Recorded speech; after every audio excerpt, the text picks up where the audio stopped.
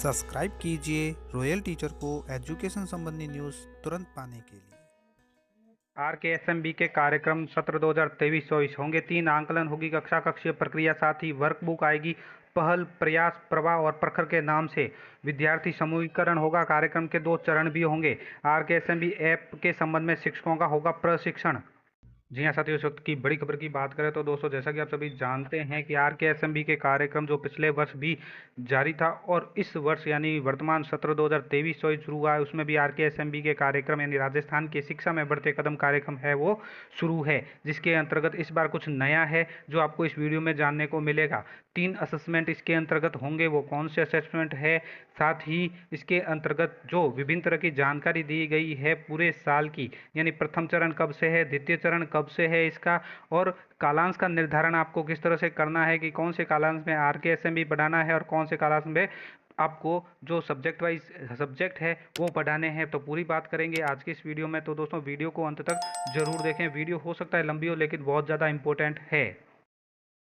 तो बात करें इस आदेश की, जो कार्यालय निदेशक माध्यमिक शिक्षा राजस्थान बीकानेर की ओर से जारी किया गया है, ये आदेश है राजस्थान के शिक्षा में बढ़ते कदम कार्यक्रम के संबंध में है और कक्षा 3 से 8 तक के विद्यार्थी है, उनका लर्निंग लॉस कम करने के लिए उनके लिए ये कार्यक्रम शुरू किया गया है और उनको निम्न कक्षा स्तर की दक्षताओं पर आधारित क्लस्टर वर्कबुक दी जाएगी। शिक्षकों को अध्यापन और आकलन में सहायता के लिए आरकेएसएमबी ऐप आदि की सहायता से लर्निंग लॉस की पूर्ति कराने का प्रयास भी किया गया पिछले साल भी, और इस वर्ष भी बजट 2023-24 में भी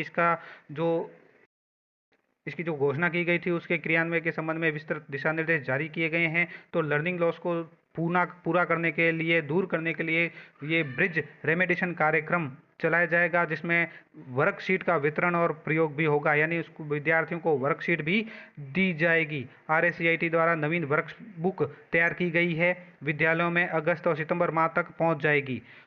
उक्त रेमेडिएशन शिक्षा बाधित न हो, इसके लिए विषयवार रेमेडियल वर्कशीट आरएससीईटी द्वारा तैयार की गई है, जो आपको स्माइल ग्रुप, शाला दर्पण या आरकेएसएमबी ऐप के माध्यम से विद्यालय तक पहुंचाई जाएगी। ये जो वर्कबुक है कक्षा 3 से 8 तक कार्य पुस्तिका, हिंदी, गणित और अंग्रेजी विषयों के कार्यपत्रों को शाला दर्पण, व्हाट्सएप और आरकेएसएमबी ऐप पर से संस्था प्रधान आवश्यक रूप से डाउनलोड और प्रिंट करवाकर शिक्षकों को उपलब्ध करवाएंगे। यानी ये वर्कशीट तब तक है जब तक कार्यपुस्तिका नहीं आ जाती है। जब कार्यपुस्तिका आ जाएगी तब कार्यपुस्तिका में से काम करना है। विद्यालयों में कार्यपुस्तिका के उपलब्ध होने तक आपको विद्यार्थियों के लिए कक्षा 3 से 8 तक के लिए हिंदी, गणित, अंग्रेजी के कार्यपत्रक है वो आपको डाउनलोड और प्रिंट करके शिक्षकों को उपलब्ध करवाने हैं, ये संस्था प्रधानों को बताया गया है। साथ ही इसके लिए जो राशि है, कंपोजिट स्कूल ग्रांट, छात्र कोष, विद्यालय विकास कोष, अन्य बजटों का उपयोग किया जा सकता है। और समस्त पीओ यह सुनिश्चित करेंगे कि परिक्षेत्र में कक्षा 3 से 8 तक के सभी विद्यार्थियों के पास वर्कशीट उपलब्ध हो। इसका मुद्रण विद्यालय या पंचायत स्तर पर किया जा सकता है। बात करें इसके चरण की, तो इसके 2 चरण होंगे। समस्त जो राजकीय विद्यालय है उसमें जुलाई 2023 से अप्रैल 2024 तक इसमें 2 चरण बताए गए हैं। पहला चरण है सभी विद्यार्थियों को दक्षता आधारित क्लस्टर वर्कबुक प्राप्त होने तक वर्कशीट से काम चलाना होगा। बिहाइंड गेट दक्षता आधारित शिक्षण करवाया जाएगा और अक्टूबर तक पहला जो चरण चलेगा वो अक्टूबर तक है। अक्टूबर 2023 तक प्रत्येक सोमवार से शुक्रवार कुल 8 में से प्रथम 3 कालांश वर्कबुक आधारित शिक्षण होगा और शेष 5 कालांश है वो कक्षा स्तर का अध्ययन करवाया जाएगा। यानी हमारी जो किताबें हैं वो भी लगातार जारी रहेगी और जो वर्कशीट है, जब वर्कबुक है वो भी जारी रहेगी। वर्कबुक जब तक नहीं आ जाती तो वर्कशीट से काम चलाना होगा। दूसरा जो चरण रहेगा नवंबर 2023 से अप्रैल 2024 तक रहेगा, जिसमें प्रथम 2 कालांश आपको रेमेडियल शिक्षण के लिए निर्धारित करने होंगे और उसके बाद है वो शेष कक्षा स्तर का अध्ययन करवाना होगा। इस आरकेएसएमबी के काम के लिए आपको विद्यार्थी का समूहीकरण करना होगा। वर्कबुक में जो उपलब्ध बेसलाइन असेसमेंट शीट है उसके माध्यम से आपको विद्यार्थियों की गत कक्षा की दक्षताओं का आकलन करना होगा। आकलन के आधार पर, लर्निंग लेवल के आधार पर आपको 3 से 8 तक के लिए समस्त विद्यार्थियों को 2 समूह बनाने होंगे। अलग अलग 2 समूह बनाएंगे कक्षा 3 से 8 तक समस्त विद्यार्थियों के, यानी 60% से जो अधिक प्रश्न हल कर सकता है विद्यार्थी उसको समूह 1 में, 60 से कम प्रश्नों को सही करने वाले विद्यार्थियों को समूह 2 में समूहीकृत किया जाना है।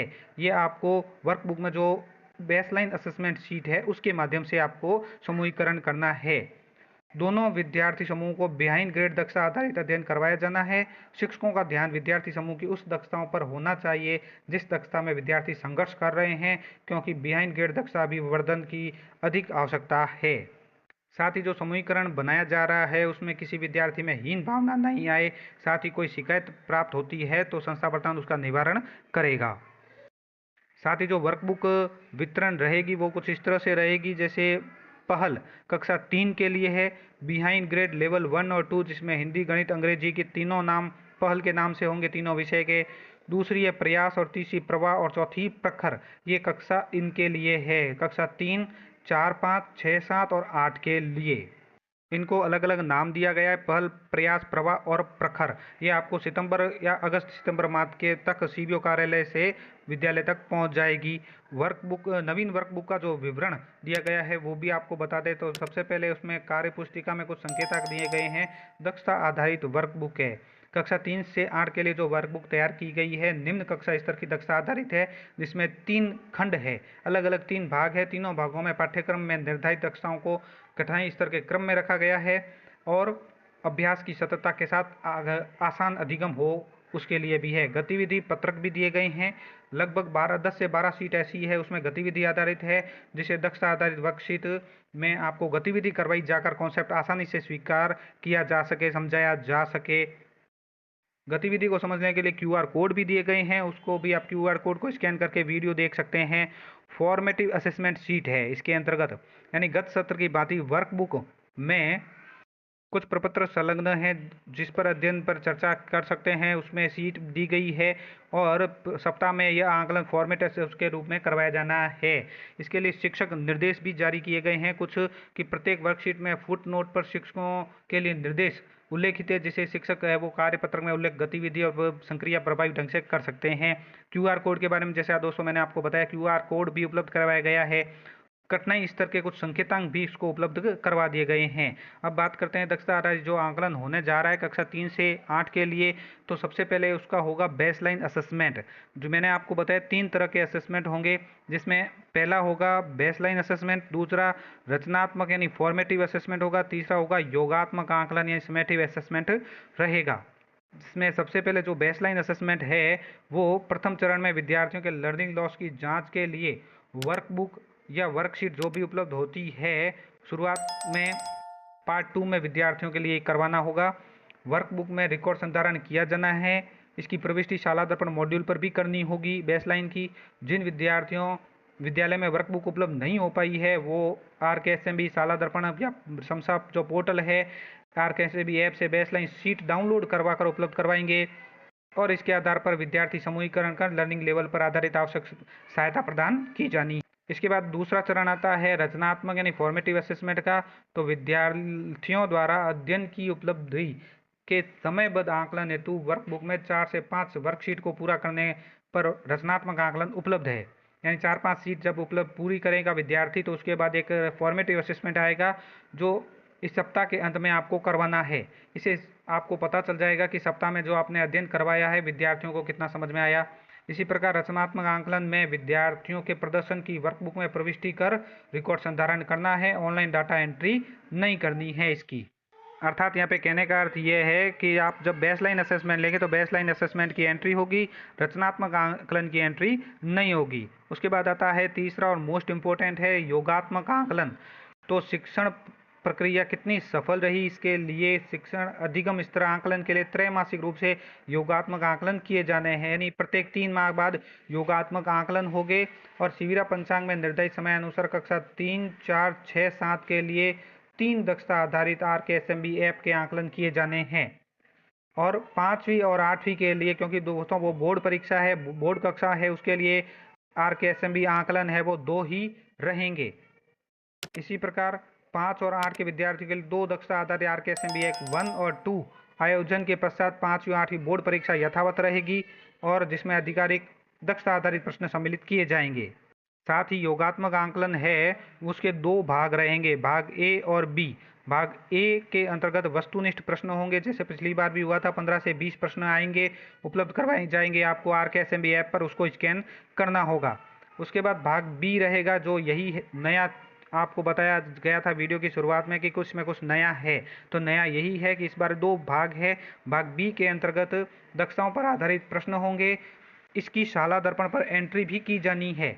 योगात्मक आंकलन, उत्तर पुस्तिका प्रिंटिंग और विवरण के लिए पंजीयक नोडल एजेंसी भी रहेगी। इसकी अलग से समय सारणी जारी होगी, जिसका बारे में आपको अलग वीडियो बनाकर बता दिया जाएगा। इसके बाद दोस्तों कुछ कक्षा कक्षीय प्रक्रिया है, जो आप वीडियो को स्टॉप करके देख सकते हैं कि कक्षा कक्षीय प्रक्रिया कैसी है, क्या करवाना है, विवरण क्या रहेगा, उसका स्रोत क्या है। उसके बाद आता है पेरेंट्स टीचर मीटिंग और दक्षता आधारित रिपोर्ट कार्ड के बारे में। इस बार पेरेंट्स टीचर मीटिंग के अंतर्गत डिजिटल रिपोर्ट कार्ड तैयार किए जाएंगे। यहाँ देखिए, अभिभावकों को विद्यार्थियों की प्रगति में भागीदारी बनाने के लिए दक्षता आधारित आकलन पर डिजिटल दक्षता आधारित रिपोर्ट होलिस्टिक रिपोर्ट कार्ड तैयार किए जाएंगे। पीटीएम में इन रिपोर्ट कार्ड पर चर्चा की जाएगी।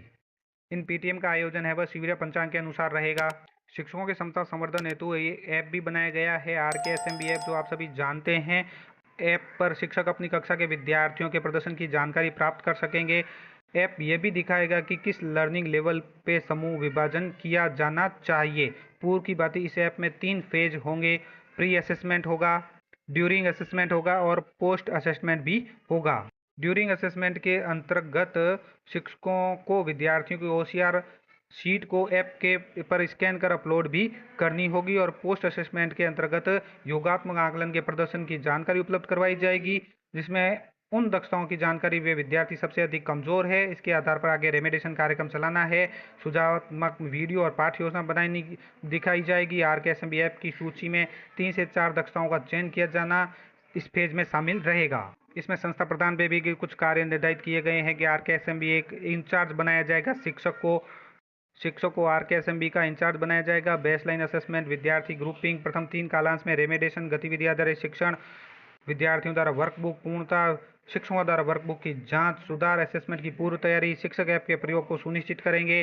कक्षा अध्यापक द्वारा शाला दर्पण पर यथासमय एंट्री करेंगे। पीटीएम में माता पिता की भागीदारी सुनिश्चित करना, शिक्षकों का संबलन हेतु उनकी बेस्ट प्रैक्टिस को सराहना। साथ ही बात करेंगे शिक्षक के करणीय कार्य क्या क्या रहेंगे कि ग्रुपिंग करना है, शिक्षक को रेमेडिएशन अवधि में कार्य पुस्तिकाओं का उपयोग करके रेमेडिएशन संचालन करना है।